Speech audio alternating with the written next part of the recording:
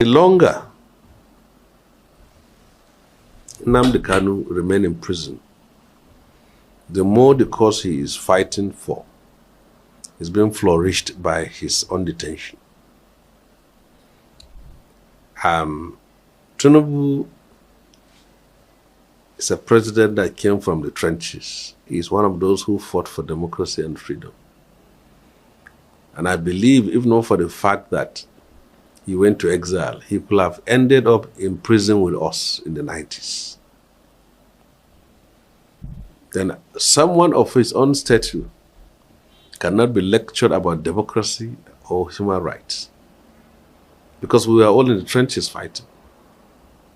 So my expectation is that the problem cannot be solved by keeping the leader of the struggle perpetually in prison. You don't solve the problem. You can only solve the problem if you discuss the problem. What is going on with Nnamdi Kanu right now is no longer a trial, because a trial is a constitutional process. But what is going on now is unconstitutional.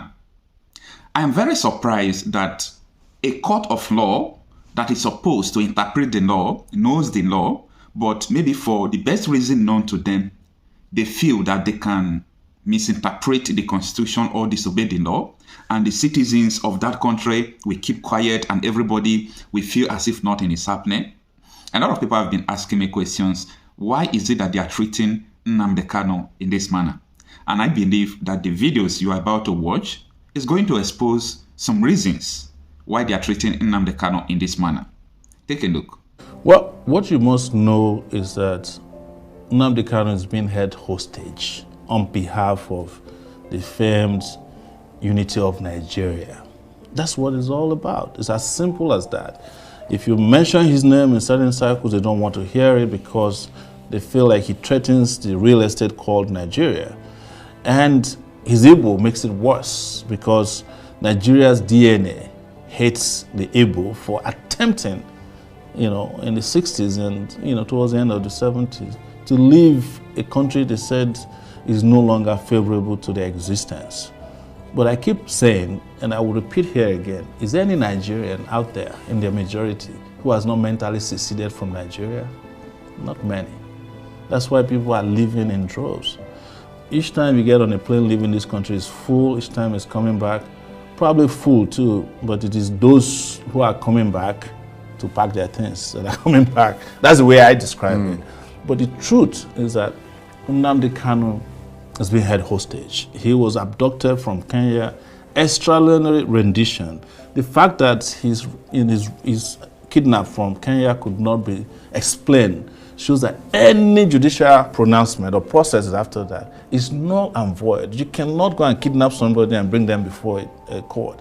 And the courts have made it very clear, even up to the Supreme Court, that he did not jump bail. It was the military that went to his house to kill people, and then he escaped. And now you have brought him back, you ought to respect and restore his bail. That's what I told his lawyers. Why are you applying for bail again? Because the Supreme Court made all the pronouncements except releasing him. And I think it was because they were afraid. And that's why I said he's a hostage to this country. And like you rightly said, there are other people who have made even more egregious pronouncements and fought and carried arms in this country. And you have not treated them the same way because they're not Nnamdi Kanu's, their name don't sound East. And I'm not here to fetish being able, but the reality is that they are not treated fairly. And Nnamdi Kanu is part of the reason why that is clear to everybody. Right. And by the way, I must also reveal here that there are some Igbo elites who are behind this. Whenever there's a crime of conspiracy against freedom fighters, there are people inside and outside who are working together. The price of freedom is huge. To get freedom is not what someone who doesn't have mindset of achieving what he or she wants will embark on. I understand and I believe that the strong spirit that Nnamdi Kanu possesses, even after so many years of detention, he is still in high spirit, is an indication that he knows what he wants. And I believe he is paying the price for what he wants. Now, is that the only reason why they are treating Nnamdi Kanu like this? Some time ago, there is a top secret that Nnamdi Kanu exposed about Binta Nyako, the judge who is handling this case. Binta Nyako's husband and son, I mean the judge who is handling Nnamdi Kanu's case, they have a criminal case with Nigerian government. So Nigerian government now took the case to Binta Nyako's court. I mean her husband and her son. So now the problem is this now. The way he will handle Nnamdi Kanu's case might be the way the federal government will handle her husband's and her son's case. Now, don't take me for my word. I want you to go through this video you're about to listen to. There is a little analysis on it, and Nnamdi Kanu speaks at the end and exposes this thing that I'm telling you. Well, I am still thinking about this. So many Nigerians believe that Binta Nyako, her husband, Motada Nyako, is being tried because of Nnamdi Kanu. Now, let us analyze this, and also later let us listen to what Nnamdi Kanu said before about this case. Have you ever asked why Binta Nyako? Why was she the choice of the Nigerian government in the case of Mazi Nnamdi Kanu? Was it accidental, or could it be something arranged by the powers that be? Looking so far at Nnamdi Kanu's case, lots of things have refused to add up. The government have been disobeying court orders, with the judge doing absolutely nothing. Mazi Nnamdi Kanu has been his case dismissed by the appeal court, saying his kidnap was illegal and should not stand trial anywhere in Nigeria. Yet, upon going back to the High Court under her Lordship Binta Nyako, she refused to even grant Mazi Nnamdi Kanu bail. She even refused to have him put in the house arrest, or at worst, sent to Kuje prison. The question every sane person should be asking is this: is Binta Nyako being teleguided by some powerful individuals in the government? This can be answered without bringing the problem being faced by her husband, Governor Motonda Nyako, in the hands of the Nigerian government. In 2015, after the governor returned from 1 year self-imposed exile, he was arrested by the operative of the FCC. The FCC had declared Mr. Nyako and his son, Abdulaziz Motonda Nyako, a retired naval officer, wanted for alleged criminal conspiracy, stealing, abuse of office, and money laundering. After Mazi Nnamdi Kanu was arrested in 2015, he was arraigned in Binta Nyako's court, the same court women the government is trying both her husband and son over corruption. Are you thinking what I'm thinking?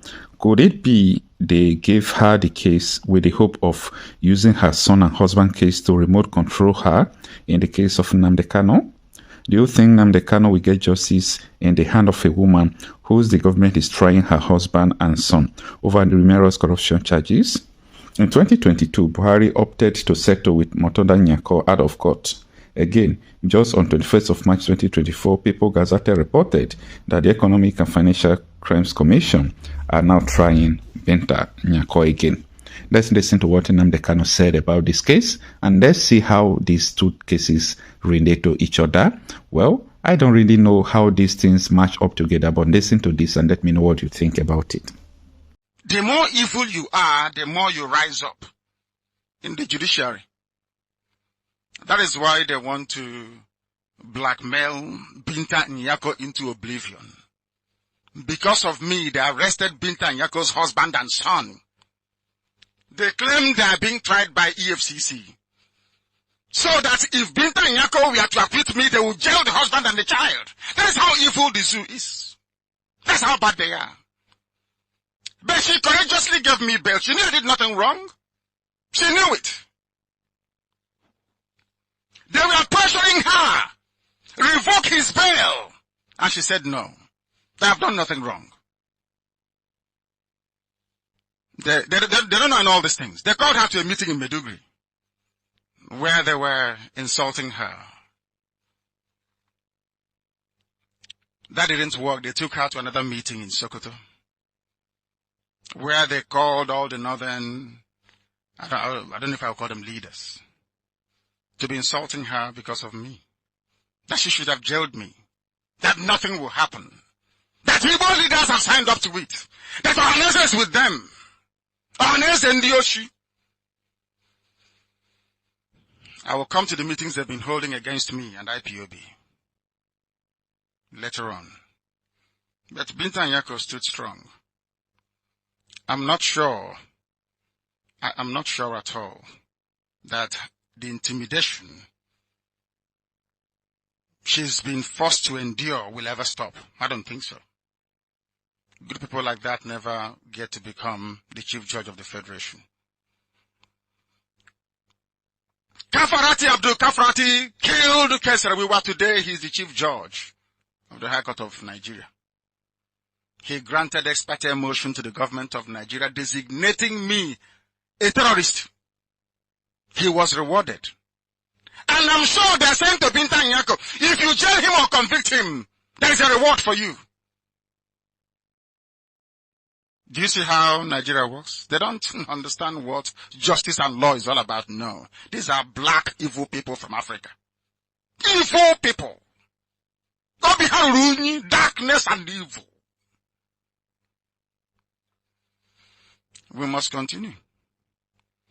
I remember this very evening, Cancer Wiwa, Dr. Barine Kyobel, Mr. Baribo Bera, Mr. Nudu Lewu, Dr. Felix Nuate, Mr. John Puine, Mr. Samuel Orage, Mr. Paul Lebura, and Mr. David Boko. May their soul rest in peace. They are freedom fighters for Ogoni. And we are going to get it. And Ogoni will be free. Ogoni will be autonomous. Ogoni will elect their own leaders. Ogoni will control the resources in their land. They will control it. We are getting there. So they shouldn't despair. We remember these brave and gallant men. Have you forgotten that Dasuki and El Zagzagi are still in prison? Have you forgotten that innocent IPOB family members are still in jail? Why are they in prison? Did the court say that Dasuki should be freed on bail? Yes.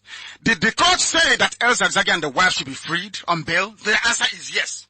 Now ask yourself this question. What are all the judges in Nigeria doing?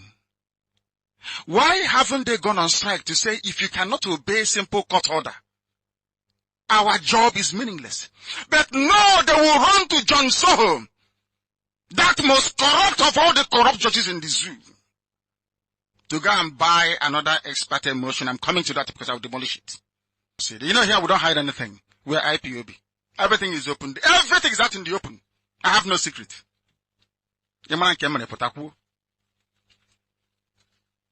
Dasuki and Essex are still in jail. They must be released.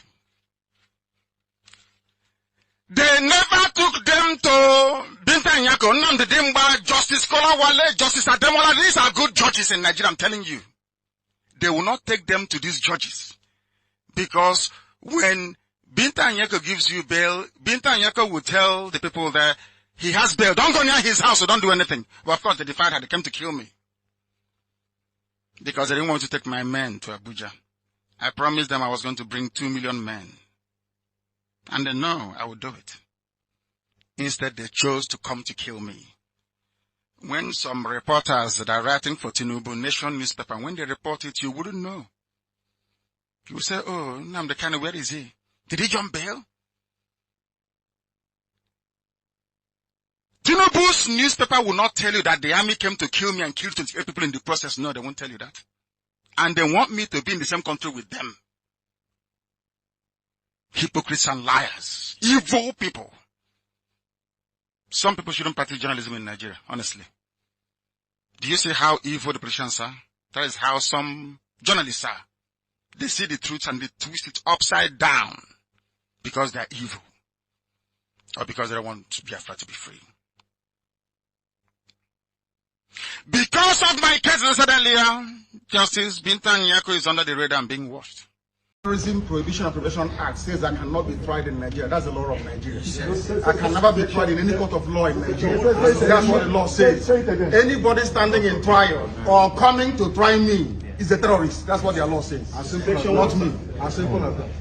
Section 2, subsection 3F of Terrorism Prevention and Prohibition Act. That's what it says. Any court considered to try me is committing an act of terrorism. Yes. Very clear.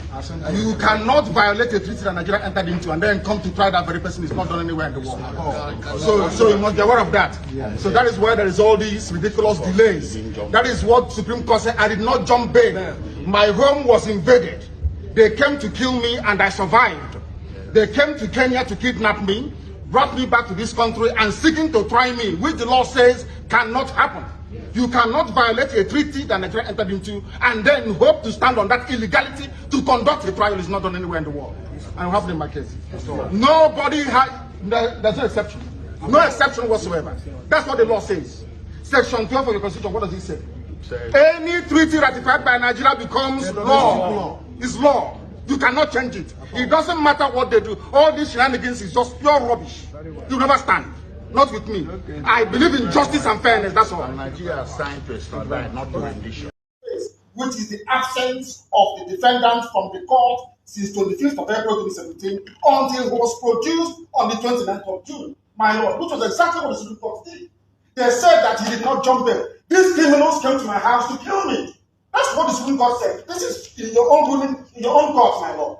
So I cannot understand, my lord, why my trial will be conducted contrary to the Constitution of Nigeria that said I must have free and unfettered access to my counsel. Is here.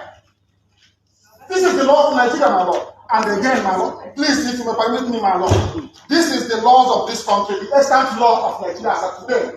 What